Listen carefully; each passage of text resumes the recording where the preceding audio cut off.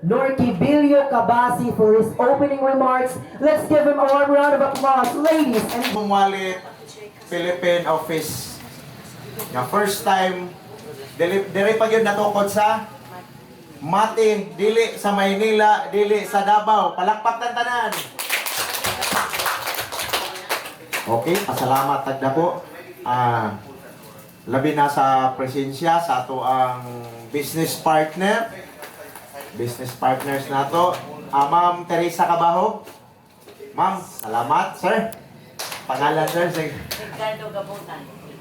Edgardo Gabutan. Sir, salamat. Bisan sa kalayo sa lugar, no? Cagayan de Oro. Cagayan de Oro pagikan, niabot gihapon og Mati para sa witness ato ang ang Quantum Wallet is originally originated from New York, USA. So nagpasalamat ta sa opportunity nga niabot sa ato karon. No? First time in history. Daghang kayong salamat sa tanan. So nagpasalamat po ko dako unang-una sa Ginoo nga nahimong magmalampuso ng ato ang opening karon na adlaw. Labi na nga nahuman na nato ang ato ang mass. So mao gyud yung pinaka-importante. Daghang kayong salamat unang-una sa ni God. So kana lang siguro og daghang salamat sa tanan. Wala ba'y palakpak diha? Salamat.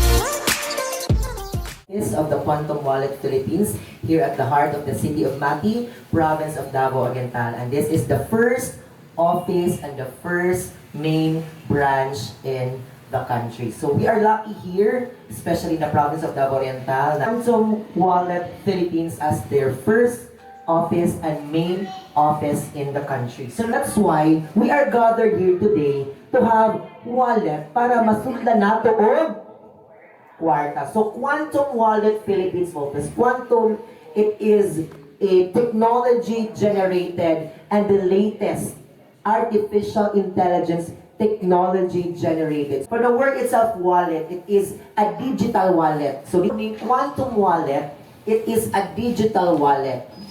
So kasabot mo, it is a digital wallet controlled by user. And it is non-custodial. So what do you mean by non-custodial? For example, if you want to have a custody of a baby, for example, if you want to have a full custody of the baby, so you need to file a case in order for you to have the full custody of the baby. Just like Quantum Wallet, you have the full custody and at the same time, the full control of your own digital wallet.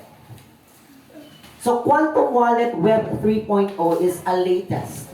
This is the latest technology crafted by Quantum Wallet, just like iPhone 16. iPhone 16 is the newest introduced by Apple company, and it is the latest and newest Apple brand or Apple gadget na introduced by company sa Apple. So we are tightly connected to the main or the base of this company na dito sa New York, United States of Americas, and at the same time, we are tightly also connected to the resource providers. Who are the resource providers here? We are the resource providers. So we are interconnected and tightly connected to the developers who are based in the USA and the resource providers. And at the same time, the ordinary users. Who are the ordinary users here? So the members, you are the ordinary users. So we are tightly connected to the base or to the developers and at the same time, the resource providers. So we are interconnected to each other. So connected. to the base in the United States of America and at the same time promoting applications through innovative developments. So we are using this application with innovation because we are using technology nowadays. Because technology is very rampant nowadays, especially ang mga bata nagagamit na dyan of social media, nagagamit na dyan of the advent of technology. That is why we need to utilize technology for our own good. So that's why Quantum Wallet Philippines was founded and was organized and at the same time was formed. Chief Technology Officer of the Quantum Wallet. So he is the one who found, organized, and at the same time owned the Quantum Wallet. So isa po siya he is also a philanthropist and at the same time a professional and a technologist. So Charles Reed Wilson. It was new. That's why you are lucky enough because you are the first in line. ATU and also originated sa New York, United States of America. As we all know that New York is a state in America. New York is a very expensive state in the America. And it was based in New York, United States of America. So the state of the Secretary of the United States of America. So not just only in the country, but also in the United States of America. As we all know that it was based and launched in New York, United States of America by Sir Charles Reed Wilson. So it was not only registered in the United States of America, but also we are DTI approved and we are legally operated here in the country. So ano siya? So, mali siya maglabas. So, I will read the DTI. This certifies that the Quantum Wallet Philippines Educational Plan Services National.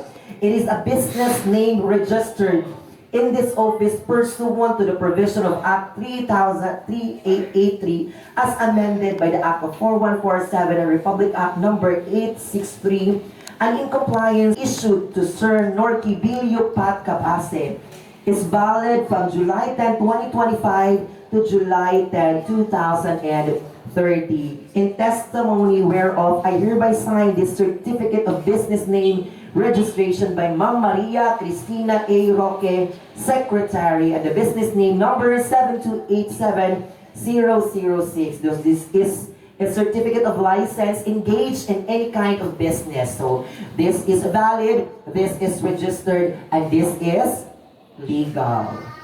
Thank you so much. Wallet was based in New York, United States of America. And at the same time, we already met the core team and at the same time, the legal team. These people are the skeletal framework and the backbone of Quantum Wallet.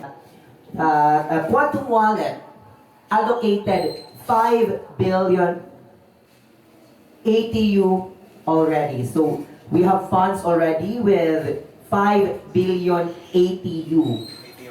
ATU token. And 1 ATU token is equivalent to $1.4. So it will be increased into 6.5 billion allocated budget for the Quantum Wallet. The largest amount, 60% of the allocated budget for the Quantum Wallet is allocated doon sa airdrop. So 60% is allocated to airdrop or the early investors. They are the early investors. So wala man tayo, di man tayo early investors. So kana 60% is allocated sa ating early investors. Students here. So if you want to invest, if you want to be a member and be registered in the ATU or the Quantum Wallet, of course, in every company, charity and philanthropy. So kung sa man ang philanthropy, what is philanthropy? Kasi may philanthropist diri Philanthropist is a person who is able to help the building of the community. And one of the best example of it is the Quantum Wallet was able to build the community development and at the same time humanity development. So we are gathered here because we are looking for people. We are looking for hardworking people to be on that spot, to be on that position. Followed by the district supervisor, district manager, and the operation manager.